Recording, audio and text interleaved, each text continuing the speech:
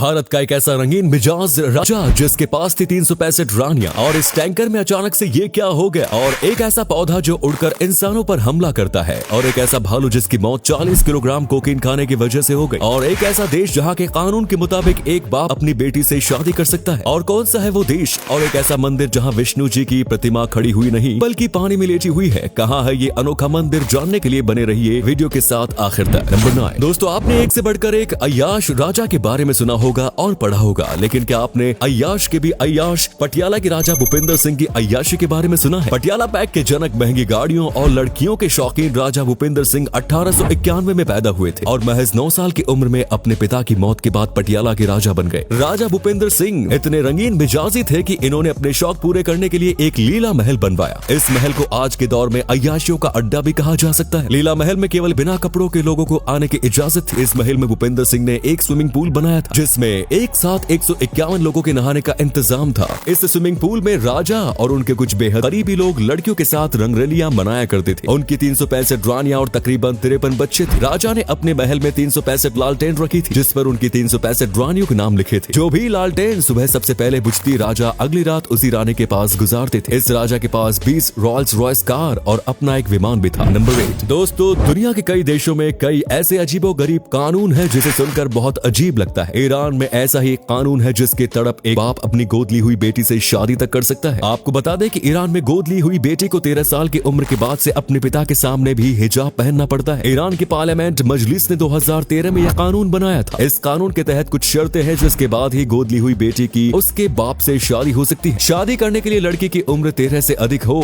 और लड़की का बाप इस बात को साबित करे कि वो अपनी बेटी से शादी उसकी भलाई के लिए कर रहा है। नंबर 7 दोस्तों, आपने अब तक जितने भी मंदिर देखे होंगे उन सभी देवी देवताओं की प्रतिमा हमेशा खड़ी करके ही रखी जाती है, लेकिन नेपाल में एक ऐसा मंदिर है जहां विष्णु जी की प्रतिमा को लिटा कर रखा गया है। इस मंदिर का नाम बूढ़ा नीलकंठ मंदिर है जो कि नेपाल के शिवपुरी में स्थित है। इस मंदिर में विष्णु जी की प्रतिमा को एक तालाब में लिटाया गया। तालाब में सोई हुई विष्णु जी की प्रतिमा की लंबाई 5 मीटर है जबकि इस तालाब की लंबाई 13 मीटर। तालाब में स्थित विष्णु जी की मूर्ति शेषनाग की कुंडली में विराजित है। इस मंदिर में हर साल हजारों लोग विष्णु जी का दर्शन करने आते हैं। नंबर 6 दोस्तों, आपने जीव जंतुओं को तो उड़कर हमला करते हुए देखा होगा, लेकिन क्या आपने कभी किसी पौधे को उड़कर इंसानों पर हमला करते हुए देखा है? उड़कर इंसानों पर हमला करने वाले इस पौधे का नाम कक्टास जंपिंग चोला है जो कि मुख्य रूप से यूनाइटेड स्टेट्स और मैक्सिको में पाया जाता है। सबसे हैरानी की बात यह है कि जैसे ही कोई इंसान इन पौधों पर पैर रखता है, इसके कांटेदार पत्ते उड़ते हुए इंसानों के पैरों पर हमला कर देते हैं। इसके कांटों की लंबाई 2 इंच तक होती है जो कि स्किन में घुसने के बाद काफी ज्यादा दर्द देती है। इसे हाथों से निकालना भी काफी मुश्किल होता है। कई बार तो ऐसा होता है कि इसे आप एक जगह से निकालो तो ये उड़कर स्किन के दूसरे हिस्से में चुप जाते हैं। ये कैक्टस तो कातिल हसीना से भी ज्यादा कातिलाना है। नंबर 5 जब हम किसी दुकान में कुछ खरीदने के लिए जाते हैं और अगर दुकानदार ना हो तो फिर हम या तो दुकानदार के आने का इंतजार करते हैं या फिर वहां से वापस चले जाते हैं। लेकिन दोस्तों, आपको जानकर हैरानी होगी कि मिजोरम में कई सारी ऐसी दुकानें हैं जहां आपको कभी कोई दुकानदार मिलेगा ही नहीं। मिजोरम की ये दुकानें बिना दुकानदार के ही चलती हैं। हाईवे के किनारे मौजूद इन दुकानों को नगाह लो